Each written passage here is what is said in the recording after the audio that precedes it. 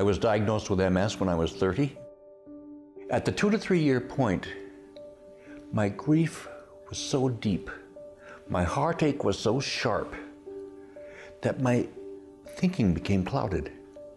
And if there had been a Jack Kevorkian back in the mid-1980s, I can see that I might have opted for that option.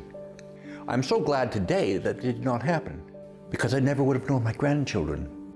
You see, the difficulty with making that decision is we're not really sure what tomorrow is going to bring.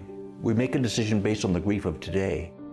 I would have, yes, if I hadn't been surrounded by the support and the love of my wife and my children and my faith community and my God, I can see that I would have opted for assisted suicide. If you had asked me when I was 25, what gave my life quality?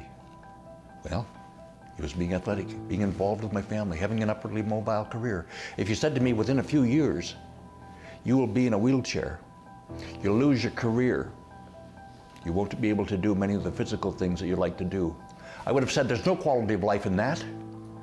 And yet today, at 62, my life does have quality. Why the change? Quality of life is a moving target. It changes over time. What gave my life quality back then was the ability to do things. What gives my life quality now is to love and to be loved and to still make a contribution, as small as it may be. Is our answer to help them kill themselves? Is that where we have come as a society? Have we come to the point where we will not embrace even the broken? We only want the winners in our society? So what citizens get suicide prevention and what citizens get assisted suicide? I can tell you who it is. People like me get assisted suicide. My healthy neighbor gets suicide prevention. Where's the equality in that? Where's the value, equal value of individuals in that? Sure, people want to die when they're in their deepest crisis, but we don't help them kill themselves. We surround them with the love of a community. We try and help them find meaning and purpose in their lives again, even when they have lost sight of their own purpose.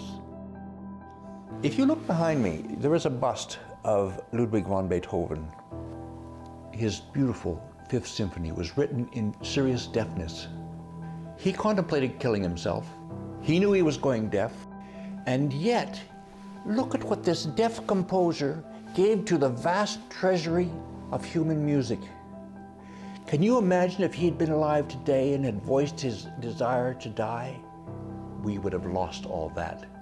Never assume that we have nothing left to give. Those last few months may offer opportunities to heal a wound that may be decades old with a son or a father or a friend.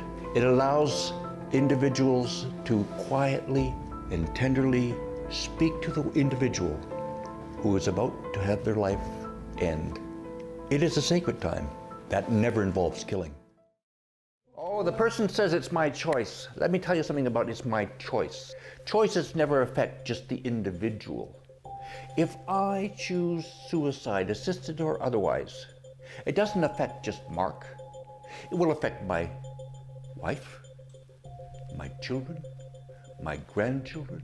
It will affect my doctor because I'll ask her to stop being my healer and become my killer. We are able to control virtually all pain if properly dealt with. We need to improve end-of-life training, pain management care in our medical schools, in our nursing programs across the country.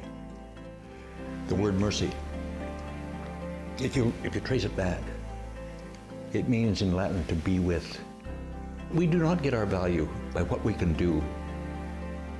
To be is what gives us meaning. To be able to be a part of a community, to enhance someone else's reality as they enhance ours and bring us into their community.